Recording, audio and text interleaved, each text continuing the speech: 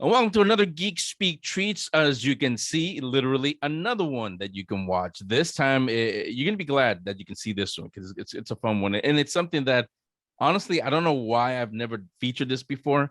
When you think Halloween, you think the usual vampires, Dracula, uh, witches, ghosts, all the usual, the pumpkins, jack o' lanterns, all of that. One thing that, and I know, and a lot of you watching, it's in your must watch whatever version, the cartoon, the Tim Burton 1999 movie, Sleepy Hollow. It's somewhere in there because Sleepy Hollow is such a part of Halloween that I don't know. Like I said, I don't know why I've never featured it before. That gets fixed today. There is a exhibit, a very cool exhibit at the MUZEO in Anaheim. You can go to legend200sleepyhollow.com to find out more information. It's running now through October 31st. If you're watching it after October 31st, you missed it. Maybe next year, hopefully. On to talk about it, you see him there, Clark Silva, the curator. Clark, how you doing? Welcome to the show. I'm doing great. Doing great. Thank you for having me. Thanks for coming on. So let me start first of all. I think at this point most people are familiar with the Sleepy Hollow story. So I won't ask you about the story or anything like that. But let me start with what gave you the idea to do a Sleepy Hollow exhibit? So actually, this show kind of rose from the dead from another exhibit, totally different one that I was doing for my program at Cal State Fullerton. Um, when that exhibition was sort of fizzling out was the same time around October of 2018. I gotta say, wait, I gotta say, I'm glad you put it that way. We didn't plan it that way. I like how you put it as it rose from the dead, very Halloween. It rose, yes, very, very thematic. So it was like Halloween 2018, and I've always loved Legend of Sleepy Hollow. I wasn't kind of thinking about it in terms of an exhibit, but a friend was over at our place and he saw that I had this uh, print from Disneyland of the Headless Horseman chasing Ichabod, and he was looking at it and he was sort of musing over it, and he said to me, he was like, I always equate the Legend of Sleepy Hollow with like childhood Halloween, with like being a kid at Halloween and like growing up with the story. And I was like, oh, well, that's an interesting kind of connection people have with that. And as I was doing more research into it, I found out that 2020, which is when the show was originally going to happen, was actually the 200th anniversary of the book being published. So I was like, oh, that's it. It can't be anything else but that. I gotta do this show. So that's where it's kind of the history for this exhibition started. Yeah, and like I said, a lot of us are familiar with the story, either the story itself, the Washington Irving story, or we've seen the Disney cartoon, or the Tim Burton one, or other. There's a lot of iterations over the years of it. For Clark, what was your introduction? Well, how did you get introduced to the story, through a movie, the book, or how did you get introduced? It was through the Disney film, and I think for a lot of people it was that, especially my generation when we had it on VHS. I remember having a VHS copy of The Legend of Sleepy Hollow, the Disney version, and I think it had a couple of like Donald Duck Halloween shorts as well. But that was kind of like for us as kids, like my parents, we couldn't watch Halloween or The Exorcist or stuff like that. So we had the Disney Legend of Sleepy Hollow, where it's scary enough, but it's not gonna completely terrify us.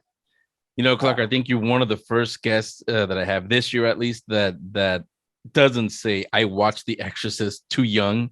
It seems like, I mean, you have seen The Exorcist though, right? As you got older. Yes. Yeah. Yeah, I saw, actually, the first time I saw it was when it was re-released in theaters, Mhm.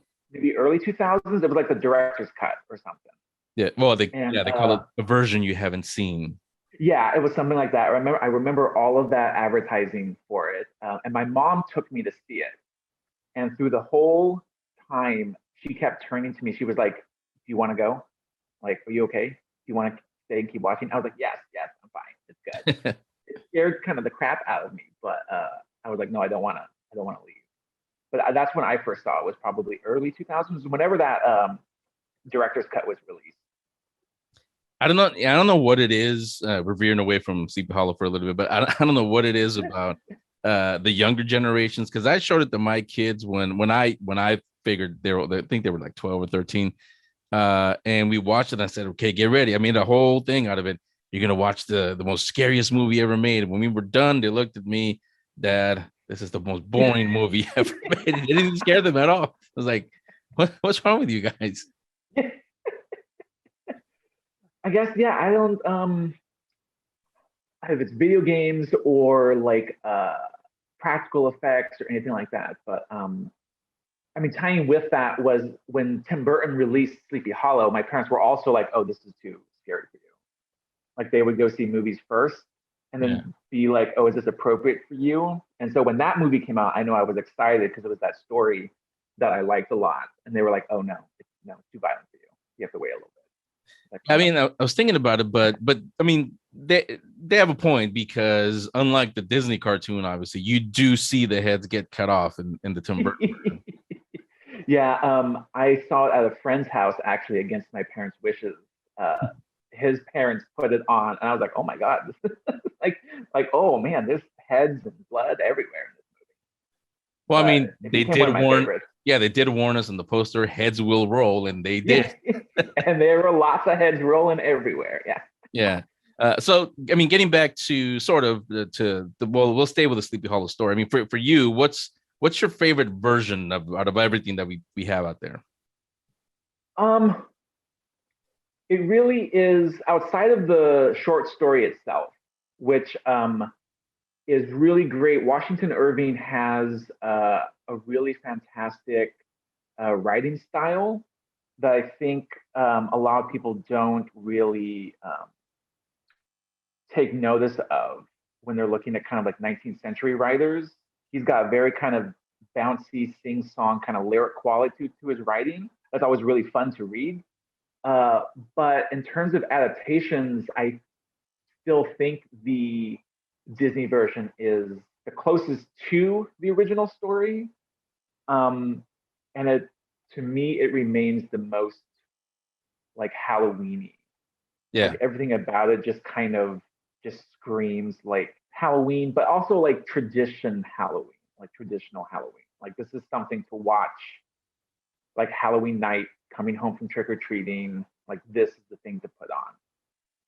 Yeah, and honestly, I can say, well, as a parent now, I mean, they're older now, but I can say as a parent, it's also, to me at least, the perfect way to introduce a child to Sleepy Hollow without, like we said earlier, having them watch heads roll or get cut off. And so, yeah, that is a perfect way to show them the Disney cartoon because it can be a little special when the headless horseman shows up at the first time. It's a little scary that sequence, but Yeah, it turns into a Disney cartoon and it's funny. It's fun. So yeah. um, when you started planning the exhibit, let's get back into the exhibit. When you started planning the exhibit, how did you go about finding all the items that you feature? So some of them were mine. That was kind of like when I was the reason that the first show that I was working on fell apart was because there was no way to get the items for it. There was no way to get the objects for it. And I was like, oh man. So part of the reason to do Sleepy Hollow was I was kind of like, well, I already have kind of stuff, so I don't have to sort of worry about that. But as serendipity would turn out, when I started posting about the show that I was working on, this woman in Orange County reached out to me and said, like, oh, I happen to have like some Sleepy Hollow stuff too, if you'd be interested in loaning some of the works. And I said yes. She proceeded to send me like a torrent of photos of all this stuff. Her whole house is like Legend of Sleepy Hollow. And she was just like, oh, I have a little bit of stuff. But so, and she had such a fantastic like uh, range of stuff. Like for me, I just kind of had like stuff I've gone from Disneyland, stuff I've gone like online, kind of like merchandise stuff. But she had like uh, postage stamps and envelopes from the 70s that were all Sleepy Hollow. She had political cartoons, which were great. So that was just kind of this random, she reached out to me and she had all this stuff. And I was like, thank you. I'll take some of those things. Yeah. Well, I And was then laughing when you said that though, because it's funny how some people they have a, whether it's Star Wars or comic book, whatever it is that they have a lot of. To us, to the collectors, it's like, oh, I have a few things. To us, it's like, whoa, your entire house is filled with Sleepy Hollow. In this case, I just thought that was funny. That to her, it's like, oh, I have a few things, but like you said, her entire house is all Sleepy Hollowed out.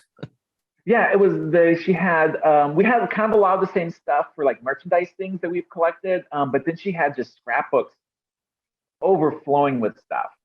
Um, and stuff from Sleepy Hollow, the town itself. She had a bunch of stuff, and I was like, oh, well, that's really cool. We should use some of that as well. Postcards, maps, um, ornaments from out there. Sleepy Hollow does this event, the Great, what's it called?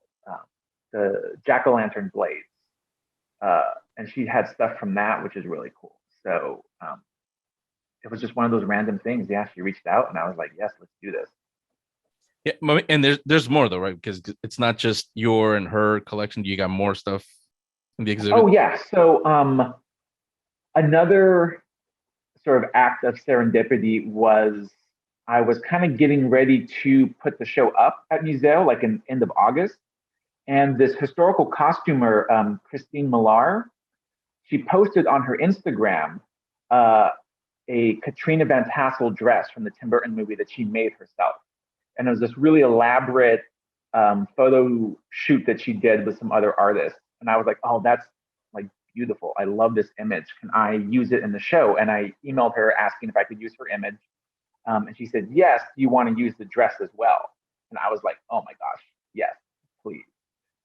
So she sent that, and that got put up just like a couple weeks before show opening. So that was another thing that just kind of came out of nowhere.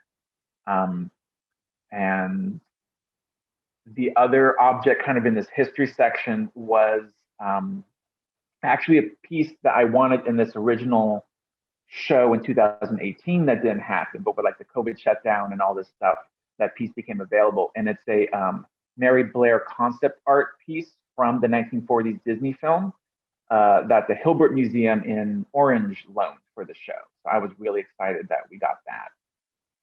Yeah, yeah, definitely talk about a Disney legend. Yeah. So I mean, I love the story that you're hearing because it sounds like, correct me if I'm wrong, but it sounds like you're one of the many people, and I'm glad there were a lot of us that actually found a good thing out of 2020, where even though it postponed the exhibit, but you actually got a chance to add more things and probably make it bigger than it would have been anyway if you opened 2020. Yeah, it would have been on campus at Cal State Fullerton in one of the grad student galleries, which are the one that my show is going to be in is probably a third of the size of what it was at MUZEO. Um, so I got really lucky with when that happened and the student shows got shut down. The director there, Jennifer Frias, became kind of a champion for us in the department. So grad student artists and art history grad students like myself, and she began kind of pitching all of our shows to different community organizations. So she pitched my show to MUZEO, and they loved it, and so they picked it up. So I got really lucky that that happened.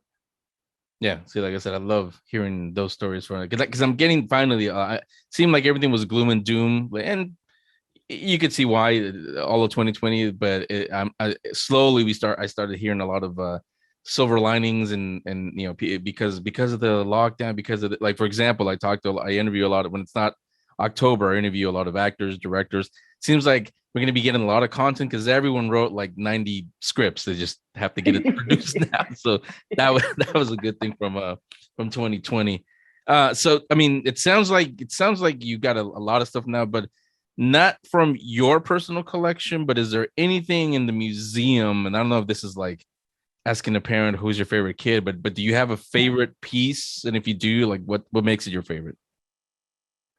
Um, that's hard. Um, there is there. So the story I was kind of telling with the historical part was really how Sleepy Hollow became associated with Halloween. As I started doing research, there was this great sort of history of Halloween in America book by David Skal, who's a big Universal kind of horror movie historian. He did this book on Halloween, and he references the Disney film, and he says, "Oh, it's an anachronism that we have this iconography of the headless horseman having like a flaming jack-o'-lantern, and he rides out on Halloween because when Washington Irving wrote the book, they didn't know what Halloween was. It was an Irish holiday. Him as an English kind of Puritan descendant living in a Dutch community, in the 1820s, they wouldn't have known really what Halloween was or what jack-o'-lanterns were. So that became kind of the research line through the show, was kind of like how this folk story becomes tied with Halloween. And there's a ceramic decoration in the show. The image is taken directly from an 1830s illustration that shows the headless horseman as Brom Bones. Like you can see he's got the full body, his head, and he's just wearing kind of like a cloak, and his hand is resting just on a normal pumpkin. And what this decoration did was it cut off his head, so it's a headless horseman, and they changed the pumpkin into a jack-o'-lantern. And I was like, oh, this piece just encapsulates the whole kind of like idea of the show in one object. You know, they took the pre-Halloween image and then sort of contorted it into how we view the story now. So that's, for me, kind of geeking out over like the history part. That's kind of a piece that resonates with me a lot. And when people go to the exhibit, what do you hope they take away? Not, I don't mean physically take away everybody. That's what I'm saying. But what do you hope they lift the Hilbert piece right off the wall? Yeah, that's not what I mean. What I mean is, what do you hope they learn from the exhibit? I was hoping that they would get kind of a deeper appreciation for history and how things change, and how, kind of how new everything is in terms of Halloween. We kind of take for granted that these things go back a very long time, and they don't. They go back, for like Legend of Sleepy Hollow, really Halloween and the story really go back to the Disney film, which isn't really that long ago when you think about it. And just kind of to learn a little bit more about and appreciate more like Halloween icons, and kind of give the Headless Horseman and this story kind of a prominent place in the iconography of Halloween. Yeah, and when we're done here, I'm going to tell you about a friend of me. I'll mention her. The listeners know because she's been on all the time. She's been on. She's going to be on this year. Leslie Bannatyne. She's a Halloween historian, and she's written quite a few books. I'll tell you about those. She actually talks a lot about Sleepy Hollow. We here in Orange County, we have. I think she's in LA. We have a Halloween historian, Lisa Morton. She's been on our show and talked about that. So yeah, a lot of them do mention Sleepy Hollow, because you're right. It is Sleepy Hollow. The story is a big part of Halloween, and like you said earlier, and they've said it. Their books talk about it. Back then, when the story first came out, pumpkins were not a thing. They weren't associated with Halloween at all. Jack-o'-lanterns weren't a thing. That's how far back, 200 years, as the exhibit is called, it goes back. So tis the season. Usually we do this on the Halloween episode, but this year it's a little bit different. I have listeners share their ghost stories or real life brushes with the other side, just because everybody does that on Halloween. We try to scare each other. Then it's been a huge hit the past few. I'm not doing it this year, at least not on this show. I'm doing it over on the paranormal show that I do. Appropriate, I think. Oh, nice. But this is the first time you and I speak. Do you have any paranormal story or any ghost story that you can share, since it is the season? Now that right there is what you call a tease. Yes, Clark had a story, but you're not going to hear it until Halloween night. That's going to be included in the Paranormal Perception show because it's a good one. So wait until we're about a week away, so you don't have long to wait. But let's wrap up with you here for this one, Clark. Tell them the hours. I mentioned that it goes through. It's October 31st that it runs through, right? Yeah. So Halloween is closing day. We are doing kind of like a closing Halloween party from 3 to 6. It's a special ticketed event, and you can find more info on that at MUZEO's website, museo.org. This is on Halloween day? Yeah. The gallery will be open Halloween from 11 to 5, and then the special event is 3 to 6. MUZEO is opened Wednesdays through Sunday, 11 to 5 p.m., and it's closed Mondays and Tuesdays. And give them the website, and also give them your social media where they can follow you, what everything you have coming up. Oh yeah, for sure. So you can go to MUZEO's website, www.museo.org, or follow them on Instagram. And my Instagram handle is Art of Clark Silva. Yeah, and like always, I'll link everything on the show description, or if you're watching us, on the video description below. So Clark Silva, thanks a lot again for doing it. I haven't gone yet, but I will go very soon because I love everything Halloween anyway. And Sleepy Hollow, like you said, a big part of it. So thanks for putting this together, and we'll I have a feeling I'm gonna have you back again, whether talk about Sleepy Hollow or not, because I think that's not the I don't know, just something about you tells me that that's not the only ghost experience you had. Maybe I'm right, maybe I'm wrong. Um, no, there's another one. Okay, There's wait, another don't one. tell that one. We'll save that I one won't. for next time. But thanks again, Clark, and have a happy Halloween. Absolutely. Thank you. Thank you so much for having me too. Happy Halloween.